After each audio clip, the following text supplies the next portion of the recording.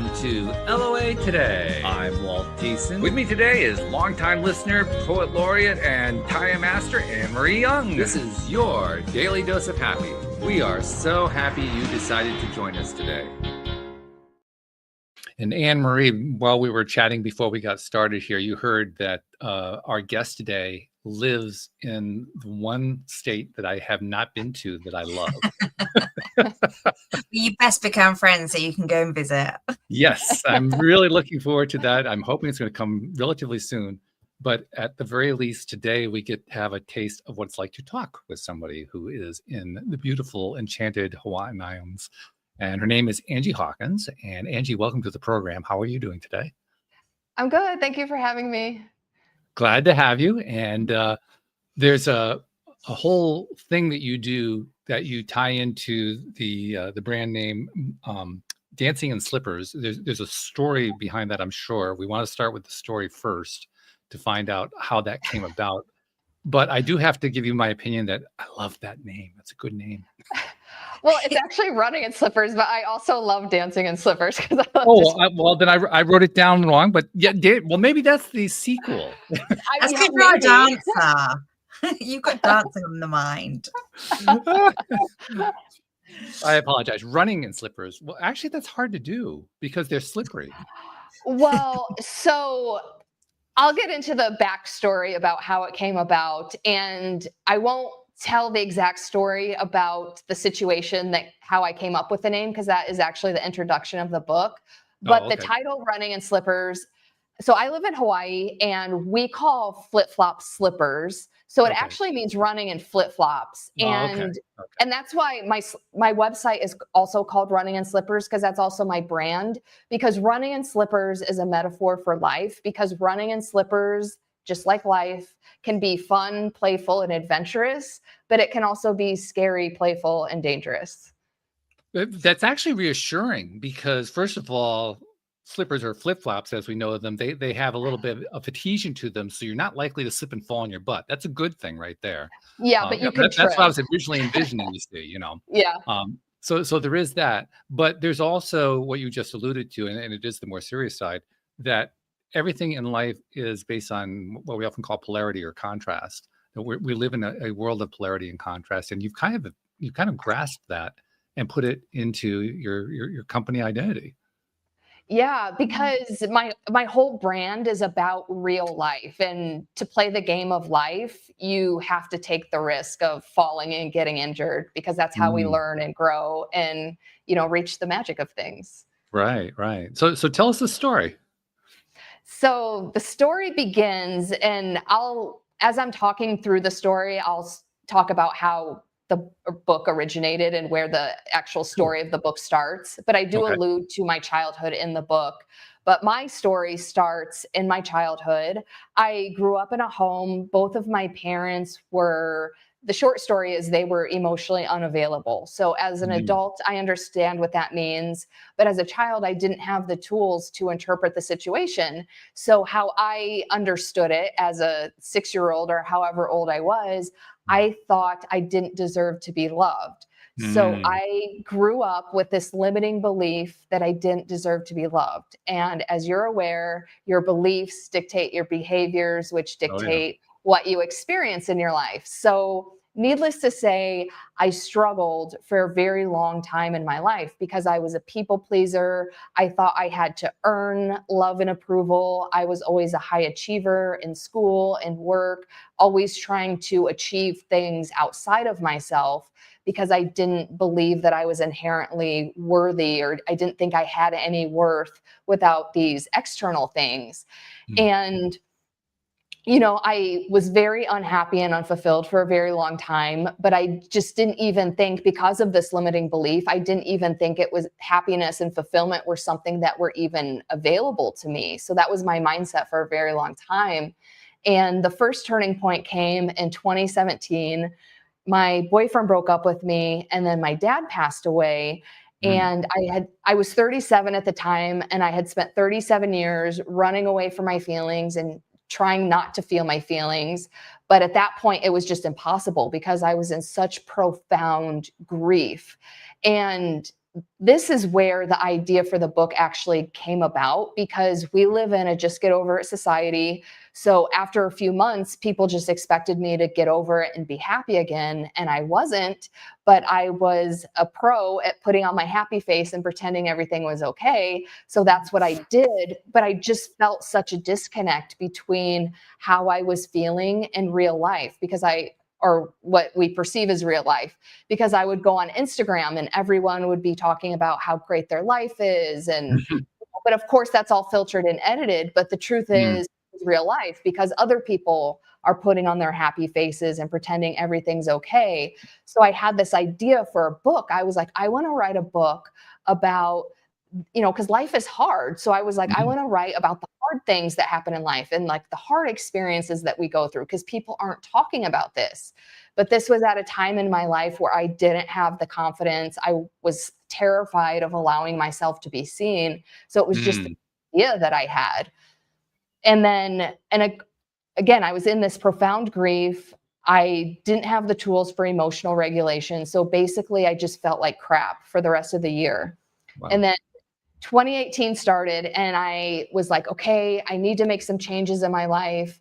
And so I was living in Chicago, and that's when I decided I wanted to move to Hawaii. And it was well-intentioned in the sense that I was proactively trying to make changes in my life. And I was actually taking agency over my own life, because before I was more playing the victim of this is how it is.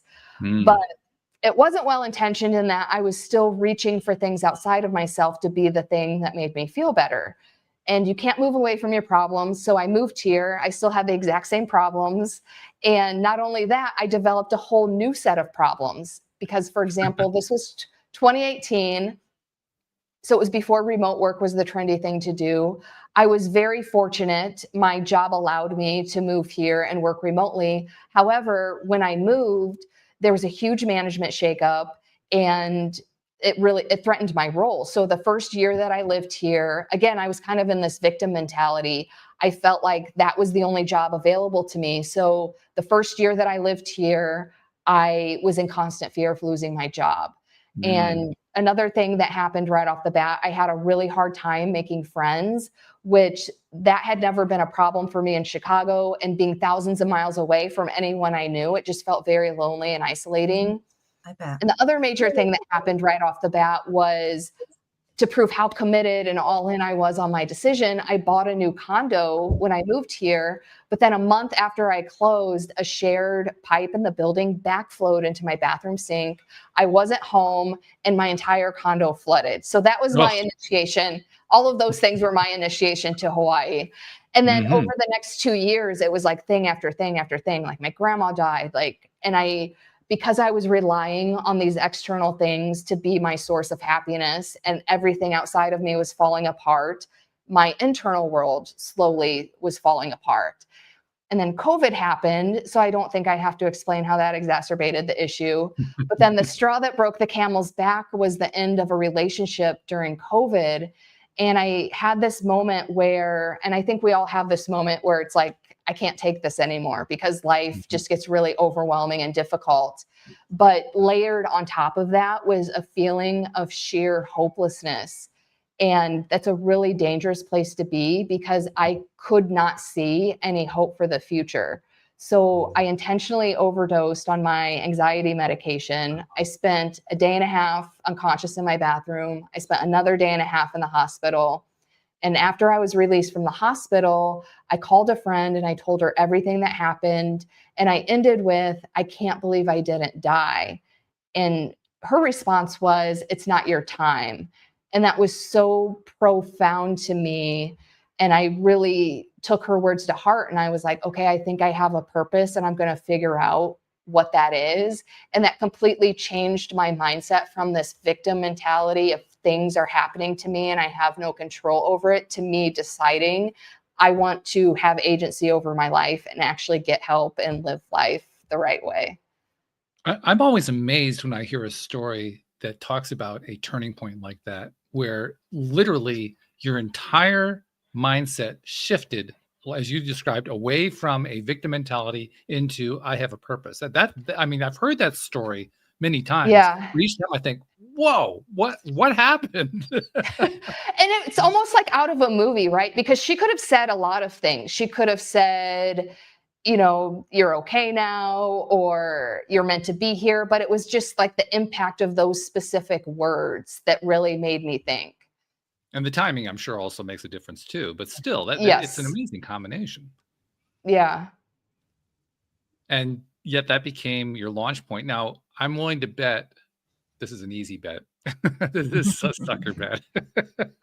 I'm willing to bet that even though that was a pretty miserable part of your life, that's the one thing that you would never want to trade in for anything. Yeah.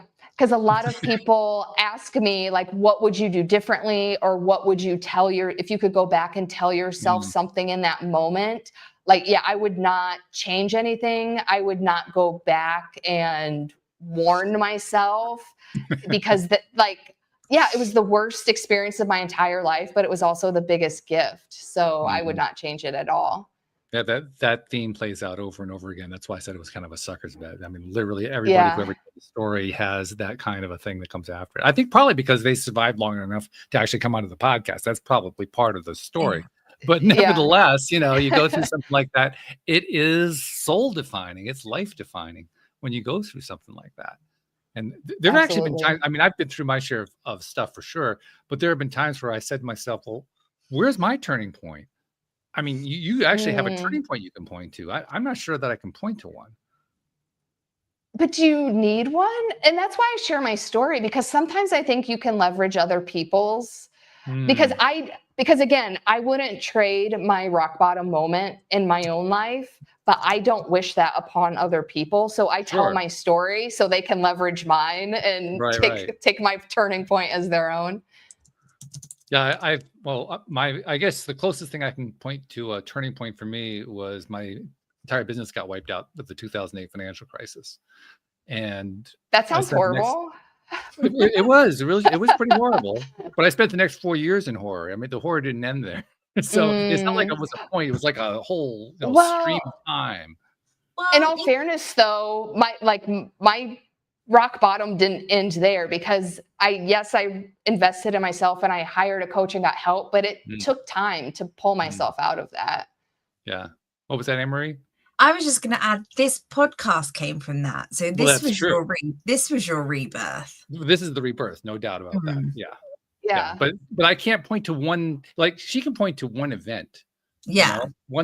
Joel can do the same thing. He can point to his one event. I can't point to one event. I mean, it's spread out over a 4 to 5 year period. Well, maybe you started doing the work before. Yeah, right. It was an era. You have a turning era. I have a turning era, yes. Well, some of us take a little time to go through our turning point. Maybe that's what it is. But the point is, you did come through it, and you came through it the other side, and you ended up doing, well, most people do something similar when they come through some sort of major transition like that. In your case, you took it, you went to a large step situation. You took large leaping steps, and your leaping step took you in a really interesting direction. It took you into the direction of building what you call fierce self-love and vulnerability. And I find that fascinating. Talk about that a little bit. Well, so part of my aftermath journey, it wasn't only healing myself and actually getting to the root of my problems and why I was the way I was and turning that around. But, in my friend's words, it's not your time. It really made me start thinking about, like, what is my purpose here? Because I do believe I have a purpose and it wasn't my time. So I was like, okay, so what is my purpose? So I can start living that out and fulfill my purpose on this earth. And on my very first call with my coach, he was like, if you could do anything and didn't have to worry about money, what would you do? And the first thing that came to me was the book, Running in Slippers, which at that time it did not have a title, but I was telling him, I was like, I have this idea. It's a memoir. And instead of covering all the great periods of my life, it actually covers all of the shitty periods. And because that's the stuff that nobody's talking about. And then I want to go on book tours and have these safe spaces where people can be vulnerable and talk about these hard times in their life and not feel like they have to cover it up with filters or edits or a happy face. And I was like telling him all about my vision. And he was like, did you see how lit up you just got when you were talking about it? And I did notice my state change. And so, in doing the inner work, it does take time. And in my initial weeks and even months after I got out of the hospital, my only goal was to make it through the day. Like that's how fragile my life felt at the time. So I started writing my book because I was like, I think this is my purpose. And so that's what gave me my initial sense of purpose. And that's actually what gave me the motivation to publish it, because it is very vulnerable. But my whole goal is to connect through vulnerability, because we don't connect through putting on our happy faces and pretending everything is fine. We connect through having these human experiences, because even you talking about how like I lost my whole business in 2008 and it took me 4 years to build it back up. Like that's no, it took me 4 years to begin to build it up. I mean, it was like 4 years of hell. Yeah, but that, like, to me, like that's what connects me to you as a human being. Like if you told me, like before we even started recording, you were telling me about your travels and stuff, and like, yeah, that's nice, but I don't even connect to you as a human being until you tell me something like that about your life. Well, of course, we were drama oriented. We love drama. Yeah. I mean, let's be honest. That's where most of us spend most of our time, both in our entertainment, in our world of business, in our families. We're drama queens. Yeah. I mean, a lot of us like to say we're not, but we really are. I think it's because we like to see that other people don't have it all together.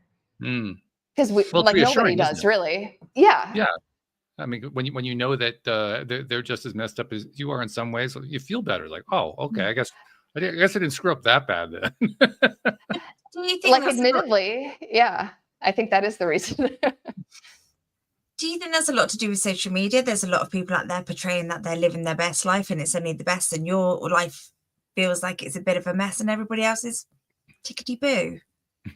I think there's a lot of that going on. And even in my social media, I try to be very transparent. But again, I live in Hawaii. I cannot tell you how many people have made comments to me like, oh, your life is so perfect because you live in Hawaii, or you're so lucky that you live in Hawaii. So they still, even though I'm describing the challenges I'm going through while living here, people still have that image and thing that they project onto you. So there's a lot of that going on in social media. Not just in social media. That's going to apply in real life. Yeah.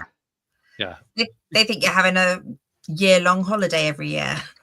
Yeah. People honestly think I have no problems at all. And it's funny because like how I just described to you guys, my problems actually got worse before they got better.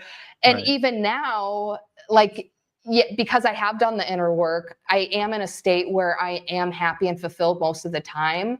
But that's because of my inner world. Like I can go anywhere in the world and still feel that way. It has nothing to do with where I'm living. Although I do love surfing, so that does help that I live in a place where I'm able to do that. But again, like part of my whole, approach to life, and this is what I work on with my coaching clients, is to do at least one thing a day that brings you joy. So surfing is my thing. So I just happen to live in a place where I can, enhance my happiness and fulfillment.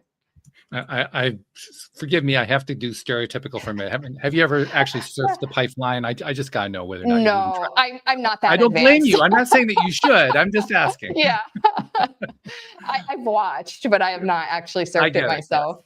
Yeah, I don't blame you. That's for the seriously trained and quite honestly insane to do. No, agree. Yes. I mean, it's cool to watch, but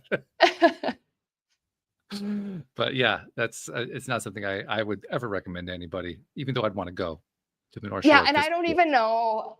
Like, I do hope to improve my surfing skills as I move along in life, but I don't think that's something I ever aspire to do. And there's no need to, really.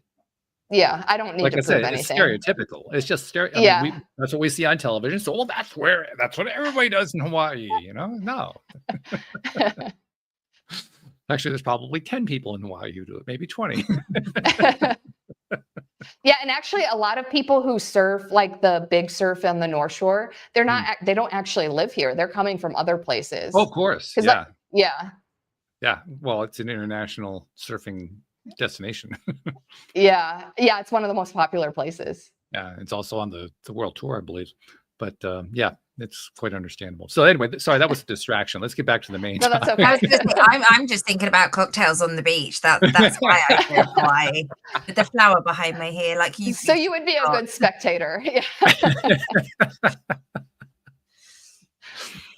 Well, let's go back to the thing that you mentioned about social media, because obviously that's something that's on a lot of people's minds. I'm seeing people even complaining about social media a lot more often than, say, even during the pandemic, or even just before the pandemic. It's become like the latest thing to get frustrated about in a big way, and to complain about, and to say, oh, that this stuff is terrible and so forth. It's like anything else, though. I mean, you can be on social media or not on social media, and really, like you said earlier, it's what you bring to it. It isn't the social media itself. But we don't often see it that way, do we? No, I like that, because I made a comment earlier. I said social media, and you were like, well, it's like that in real life. And I think what's going on in social media is also very true of real life, because you can have a community of people, and there are people who will be judgy and negative and have the negative comments, but you also have the people who are loving and supportive. So it's actually very similar to society. I think it's just exacerbated because it's just funneled into this one location. And to be fair, I mean, the way social media is structured in terms of the programming, it goes out of its way to present to you the things that will piss you off the most. Yes. I mean, it is structured that way. It's kind there of is intentionality to it. Yeah. Well, there's definitely, it's like law of attraction on the negative side. Yes. But I think also some of it is unintentional. Like, so for instance, like I said, me, and I think there's other people doing this. It's like they're just proud of being on vacation and posting all their happy pictures. Yeah. And that doesn't mean they're intentionally trying to filter away the negative stuff. But there are people who are intentional about, like, I'm going to present this facade that's not actually true. There are a lot of people who post that way. I was referring to more, how does the media itself decide what to show you first? It always shows you first the one that's going to push your buttons the hardest, which is, par for the course. Yeah, because there's also the algorithm with social media, because I think we have more of a choice in real life what we are presented with. Yeah. In fact, we now have that as a word in the English language. I have a tech background, so 25 years ago, I knew what an algorithm was. Now everybody not only knows what it is, they use the word like it's an everyday word, which blows my mind, let me tell you. Because there was a time I'd use the word and they say, huh, what's that? And now people actually understand, and I don't have to explain it or anything. It's pretty wild. But algorithms are not only, they're not only useful in the computer world, they're also useful metaphorically. Because algorithm is actually a way of describing the pre-programming that goes on in our lives, that we do within our lives ourselves, and that we engage in with other people's. This is like an algorithm society we live in. We're dealing with everybody else's algorithms. I love that, because actually real life is an algorithm, because because you can be intentional about who you surround yourself with. But again, going back to my story about the way I was living, I was attracting these negative experiences into my life because I had that limiting belief. And so it was all this, ripple effect of that. So that in itself was an algorithm. Yeah. Yeah. And now we're actually having to face the fact that we are all experiencing algorithms in every areas of our life, not just in social media. And a lot of us are saying, I don't like this. This isn't fair. But you just like you can change your social media algorithm, you can change your life algorithm. Yeah, that's right. Yeah, but that's the hard message that people are coming face to face with in ways that scares the crap out of them. Yeah, change. And I'm sympathetic. I know what they feel like. You and I, Anne-Marie, we've all been through that. Those of us who are on this program, but the vast majority of society, they haven't necessarily been down that entire path. So it's scary. It's a scary thing if you don't know what you're doing and how to handle it and what to do with it and all that kind of thing. Yeah, I completely agree. Yeah. So let's talk about, what we can advise them, because you've been there. You've done, you got the t-shirt. Yes, been there, done that. Well, for me, it was helpful in the sense that in doing the inner work, because I was working in corporate America for a very long time. I actually worked in the tech industry too, but my Did you? role was Okay. finance. Yeah. Okay.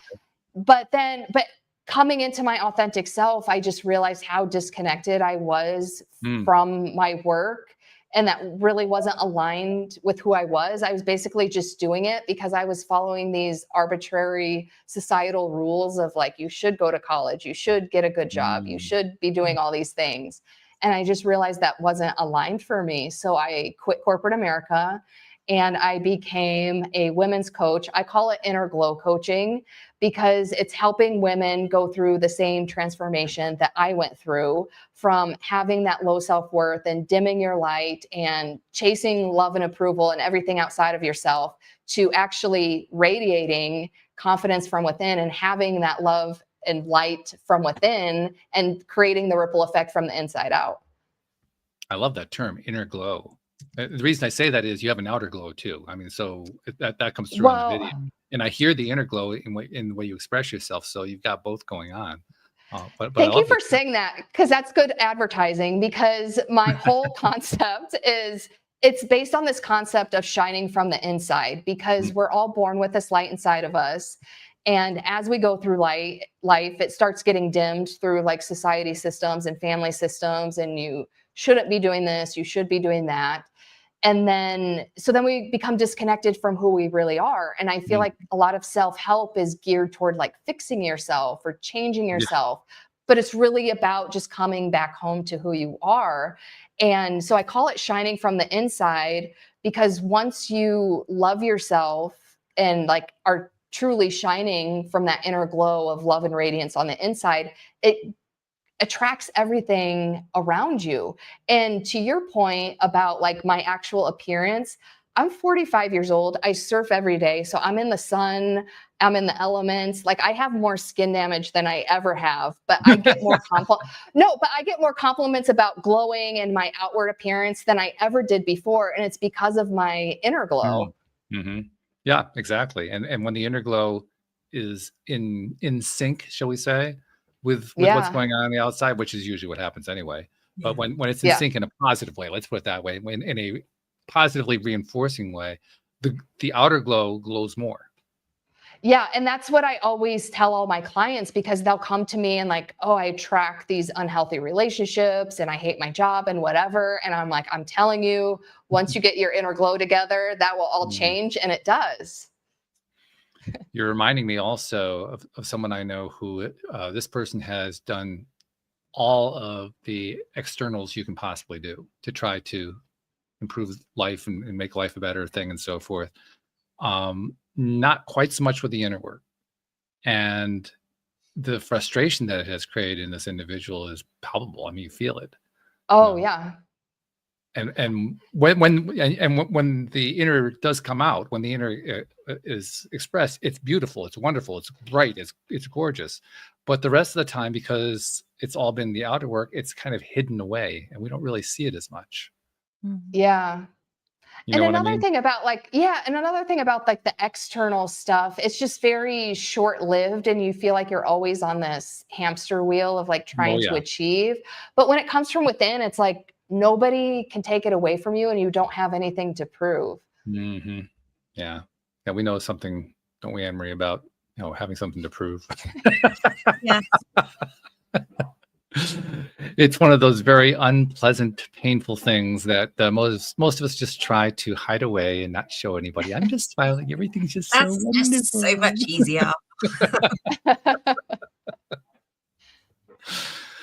But nevertheless, it has this really unnerving and annoying tendency to pop out anyway. At times that are the most uncomfortable, the most unpleasant, the most irritating, and the most embarrassing.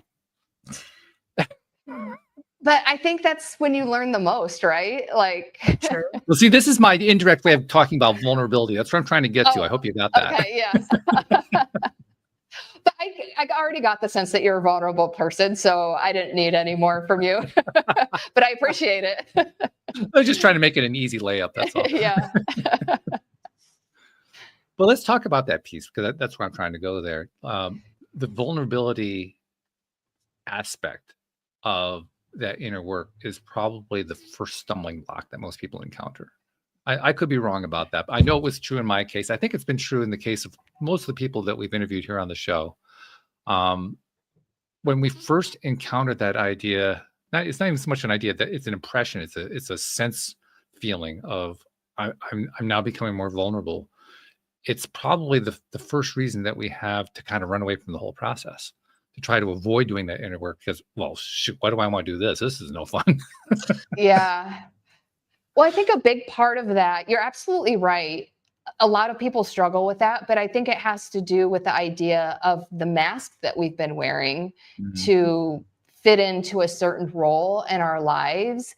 And the irony of this is, a lot of, like, especially a lot of women who come to me, and I struggled with this too. It's like, we want people to love us for who we are so that we don't have to perform and achieve and do all these things. But yet we're wearing this mask and they can't see who we really are. But to take off that mask is terrifying. So that's a huge part in beginning the journey, is learning to take off the mask and letting people see you who you really are. And it's very vulnerable. And some people may still not like you if you take off the mask, and you have to be okay with that. Yeah. What? Don't listen to her, Walt. We love you.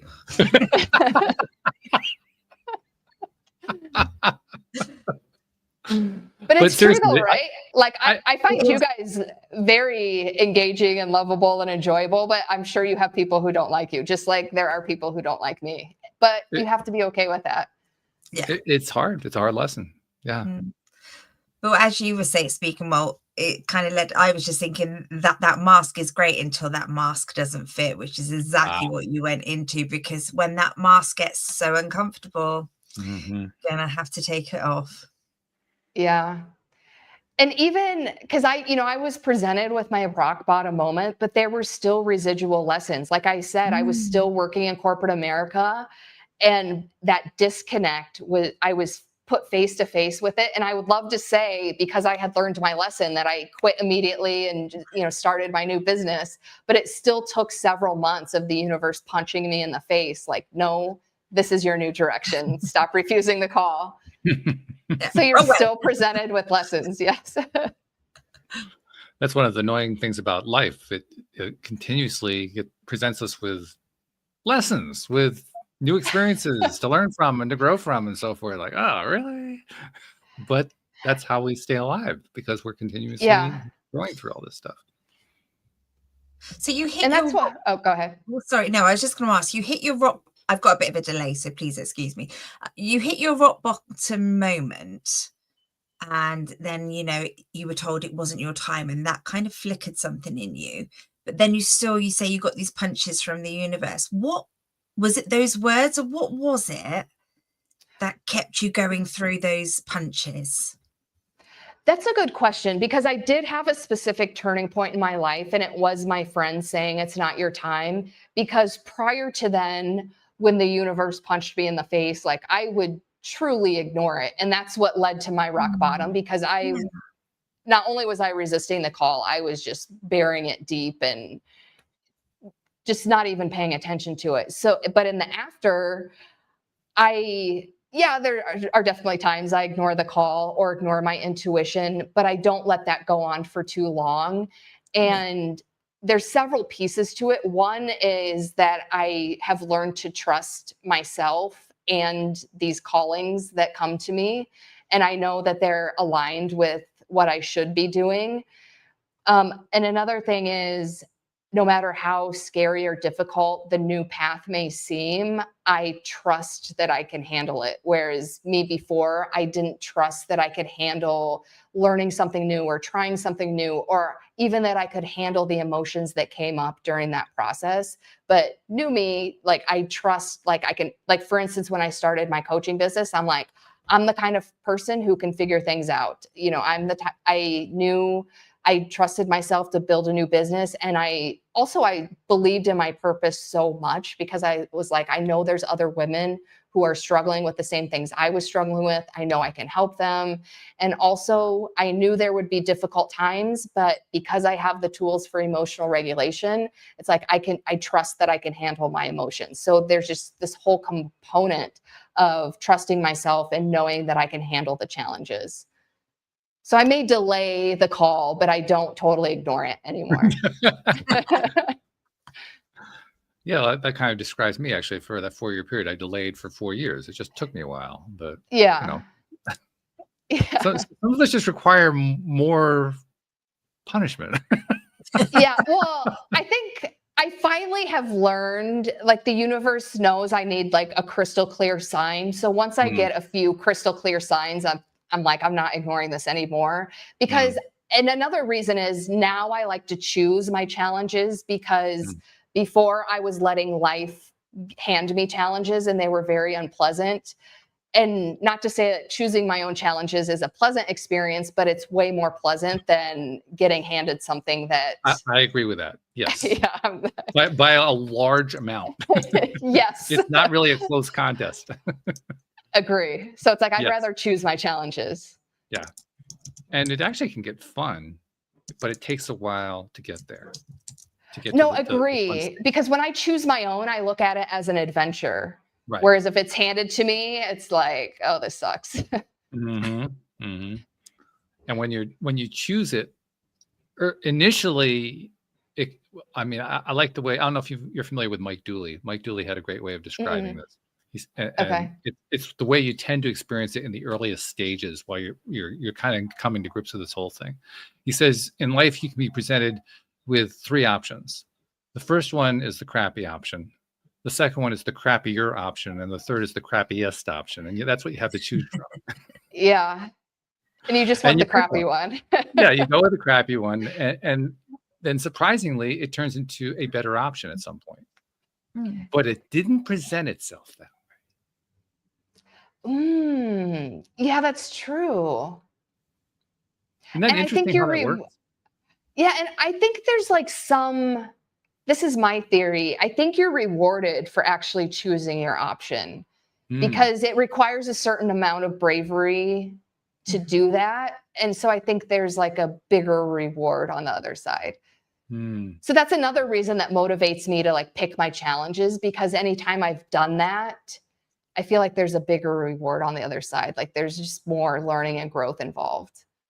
See, now that's a great thing right there, what you just said. Because when you can reach the point where you see it as this is leading me to a really great result, that's significant. Yeah. That's an accomplishment to get there. But I think I was forced to. So, Okay, maybe so that's accomplishment isn't quite the word, but yeah, but that's my whole point though. Like that's the whole reason I tell my story though, because it's like, take what I'm saying and implement it into your life, because you don't want to hit rock bottom before you come to these insights. and yet we do that though. I mean, I Yeah. can't remember the last time I had somebody here on the show, for instance, who achieved and realized that they had to turn things around before they hit the rock bottom. I mean, there probably has been a guest who matched Yeah. that storyline, but There's I not can't many. remember them. Not many, no. No. Yeah. Some of us are just, yeah, that's our destiny. Well, it also makes me think there's something to the idea that the rock bottom is valuable because it is a rock bottom. Mm, Because the interesting thing about rock bottom is it can differ from one person to the next. One person's rock bottom is somebody else's mild. Another it's true. person's rock bottom is, oh my God, that's the depths of hell. You know, they're all different. What makes the difference is that it's yours. Oh, lucky you. No, I like that philosophy. So yeah, maybe the message is learn to experience it instead of resist it. Mm-hmm. I think it's actually, in my case, it was more, deal with it. Just get through it. This But that's too shall experiencing it, pass. right? Yeah. There is no moment so bad that it doesn't actually get better. It actually does get better at some point. No matter how it seems like it's going the other direction, it does eventually get better. Honestly, I think probably the most important thing is recognizing that it got better. Well, also, did you ever have that feeling of hopelessness? Oh, yeah. Interesting. Oh, yeah. How did you cope with that? Minute by minute. Do you think it's having that feeling where you just suddenly realize nobody's going to come and help you, nobody's going to come and fix you? You either suck it up or you have to. That I know is true for a lot of people. I actually knew that one right out of the gate. That was actually never an option on my table. For me, it was more of, when does this stop? Because like I said, mine lasted 4 years. There wasn't a single point in time. It was just every single day dealing with, I have no idea how to fix this. I have no idea what to do next. And everything I do seems to make things worse. What the hell am I supposed to do for 4 straight years? That's frustrating. Interesting. Yeah, no kidding.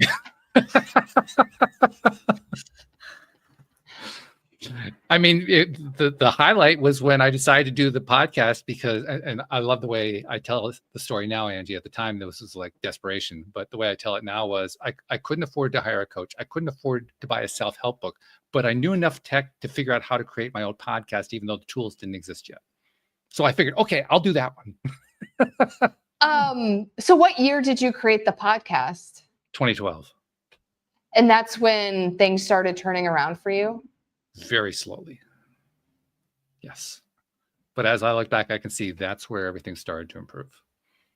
Interesting. Yeah. And it was a long curve after that too. I mean, there was it was not like there was this big turnaround at some point. That didn't happen. It was like this long, drawn out parabola. Yeah.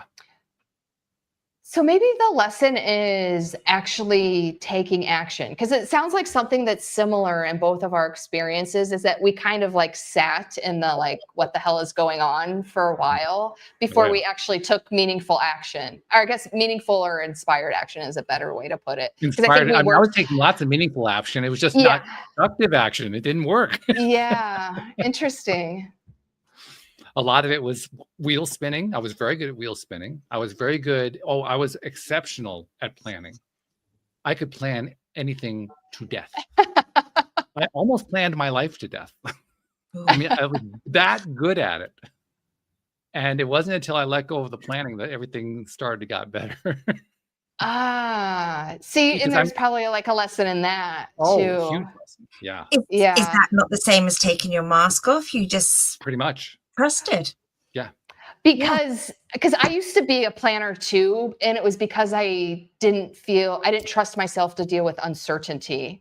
But once you trusted yourself to deal with uncertainty, it probably energetically opened you up to some things. Yeah. Yeah. Because you have to be willing to take that dare. Yes. Do I dare to risk? Oh God.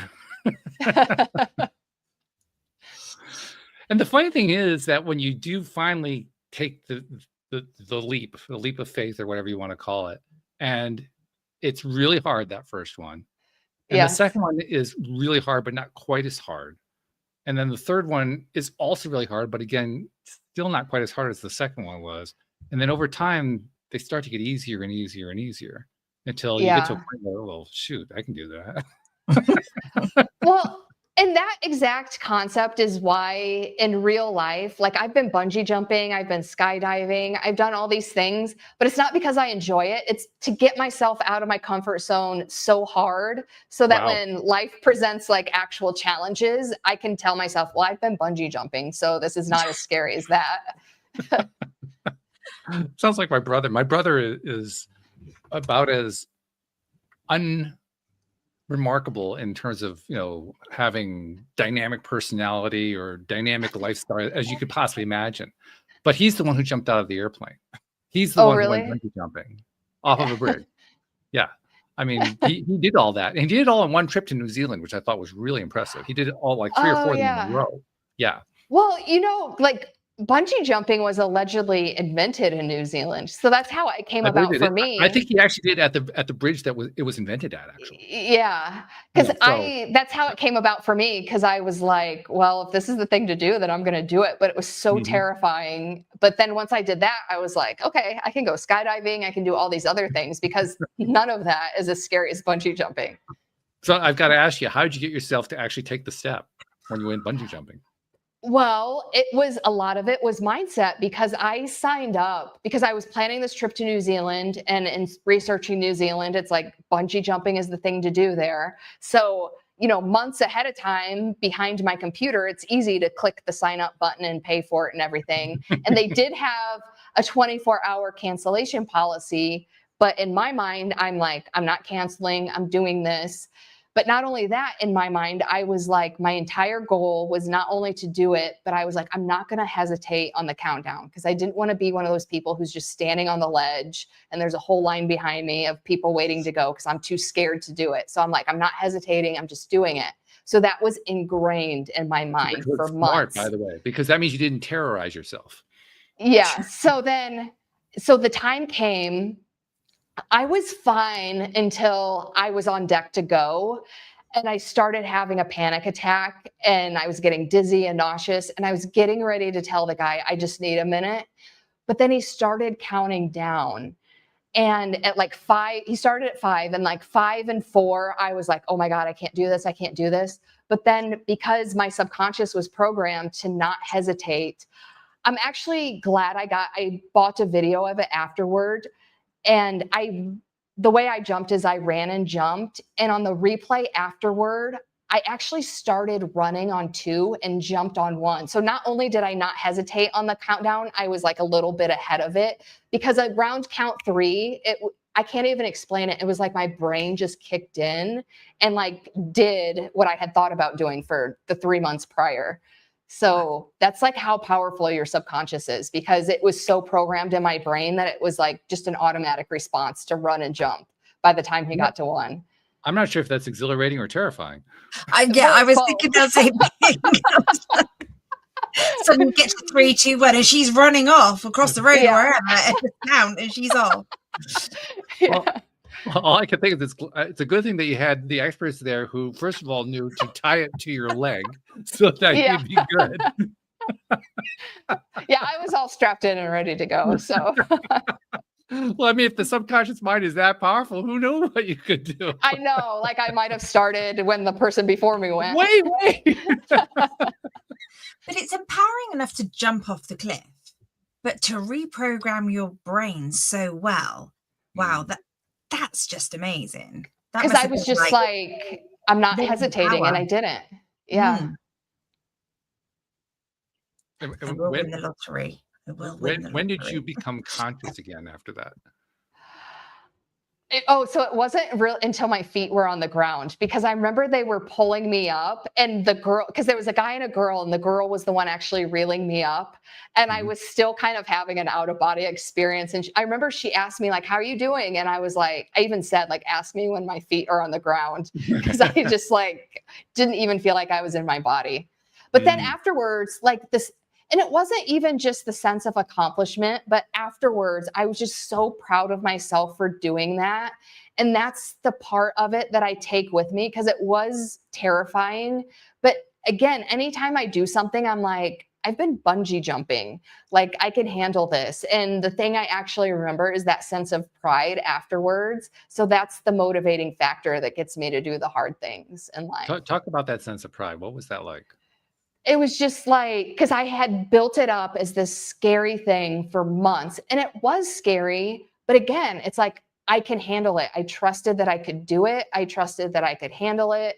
And the whole experience probably took 5 minutes or less. So just the whole idea that it was like this months of buildup of being scared for something that only took a few minutes, just I was able to logically just assign a ridiculousness factor to that. And so I kind of can attach that to other things. It's like we tend to build things up in our head as being like these horrible things, and they may not be as big of a thing in real life. So there's so many lessons to bungee jumping for me. I highly recommend bungee jumping. What was the dominant emotion? Was it euphoria? Was it relief? Was it fear? Was it what was it? I would say it was the pride. There definitely Pride. During the jump, it was the sheer terror. Like I will never forget that feeling. Once my feet were on the ground, it was the relief, because obviously there is a fear of physical safety, and that's always a risk until your feet are safely on the ground. So there was that relief component, but it was just more that huge sense of pride, because I carry that with me today. Like, whereas like the fear and, physical feeling of a physical unsafety, that was only temporary, but it's like I carry that sense of pride with me. It's interesting how I found myself wanting to quiz you about this one bungee jump experience that took 5 minutes. Well, I mean, that was like a huge turning point in my life, because at that point in my life, I did not consider myself courageous, but that gave me the courage to do so many other things in my life. Which makes sense. Yeah. You've been through that. If you can handle that, what can't you handle? It becomes a very short list at that point. Yeah. Yeah. And do you find that when you do take on something new that doesn't scare you because you've been through the bungee jumping before, does that create it as a new experience? New meaning a different kind of experience than what it would have been prior? I imagine it must, but I imagine that it must, in your mind, create a much more positive emotional experience to try something new, to take a leap of faith somewhere, knowing that you had that in the background. I think so, because, for instance, leading up to the bungee jump, there was nothing but fear. So it's like, I can't really describe, because I didn't go over a bridge. I had to like go up a mountain and stuff. But again, I can't describe all the details to you because I was so engrossed in my fear. Whereas now, if I do something scary, I kind of treat it as an adventure. So I'm more absorbed in like what's going on around me. And, like, for instance, like the day I went skydiving, it was like a sunny day. I remember seeing a rainbow. I specifically remember seeing like the outline of the island, which, like we see things on maps, but it's really cool to have that actual aerial view. So it's like I can describe more about the actual experience. So when you take that fear away, it's not blinding you to, like, there's also like beautiful things going on in the moment, but the fear is blinding you to it. So yes, it does open you up to different opportunities that fear would mask. You're reminding me of an answer that was given by, do you know who Abraham Hicks is? Yes. Abraham, okay. Yeah. Mr. Hicks, voicing Abraham, was at one point asked by somebody in the hot seat, given all the trials and tribulations we come through and all the horrible stuff we can experience in life, why do we keep wanting to come back into this life? And Abraham's answer was, what does chocolate taste like? What does the color red look like? What are all the different things you can experience that you can only experience by coming into human form in this life? It sounds like you just identified another one of those chocolates. Yeah. Yeah, I love that analogy. Because it was so meaningful. The only way you could experience that would be to come into human form and experience it. That was the only way to do it. Yeah. Wow, that's so deep. I feel like I'm going to be thinking about that for the rest of the day, because I kind of have deep thoughts sometimes, like, why do we come on this earth? Because there's so many things, but there's also like really good things that we experience that we would not otherwise be able to experience. Yeah. I love that. Thank you for sharing. Yeah, I'm probably going to be thinking about that the rest of the day. Hey, we aim to be. This is your daily dose of happy, after all. So we're just performing our civic role. That's all. No, but seriously, this is like the kind of thing we'd love to do every single time, and we're having so much fun here. The only bad part is when it has to come to an end, and we're getting close to the end of the hour. But we do have a few things we like to do as part of our routine, our ritual for doing these episodes. And the first one that's more important than any of the others, since you have a coaching practice, since you have a book out, since you have different ways that you're reaching out to people, I'm going to go out on a limb and say you like it when people reach out to you. Therefore, we should probably tell them how to reach out to you. How do they reach out to you? Yes, and I do love it when people reach out to me. The best way is through my website. It's called runninginslippers.com. So there's obviously information about my book, Running in Slippers. It's available on paperback, Kindle, and audiobook. And the audiobook is narrated by me. I know audiobook Good listeners for you. audiobook listeners appreciate the author narration. And there's also information about my coaching program, my current coaching program. It's called Shine from the Inside, and I help high achieving women transform from stop chasing love and validation from external sources and learn how to start radiating it from within. I do offer a 60-minute, I call it a free Find Your Glow session. We will work on whatever you're struggling with within the 60 minutes. And at the end, I can give you recommendations for going forward. My coaching program is not for everyone. So if it's not for you, I know other therapists and coaches and resources that can help you, because the entire goal of the call is to get you help. Because again, I know that there are many other women who are struggling the way I used to struggle. And let me tell you, that is not necessarily Sari. There is a better way to live. So please reach out to me and I can help you. I love it. And I love that you said that too about finding the right coach. I found that the best coaches, we've had, as you can imagine, hundreds of coaches here on the show. Yes. And the best coaches always say that exact same thing. I don't anticipate that I can help everybody. If I can't help you, I want to help you find the person who can help you. That message resonates with me deeply, because that's the sign of a good coach. Yeah. And there's plenty of other coaches, and I just happen to know I'm not for everyone. So if I'm not, then I will help you find someone who is. Yeah. Yeah. That's fabulous. I love that. So that's the first thing we like to do. The second thing we like to do is I like to go to Anne-Marie and have her kind of tie everything together, in part because she is a former listener and is now a co-host on the show. And that gives her that perspective of, what is the listener thinking and feeling and experiencing as they're listening to this thing. So that's why I always want to know what her take is on the guests and on the show itself. So Anne-Marie, what you've been thinking about as you have participated and listened to this conversation? I found this such an empowering conversation, in the fact that, the whole mask conversation and, putting a mask on and, what the turning points can be to actually take that mask off.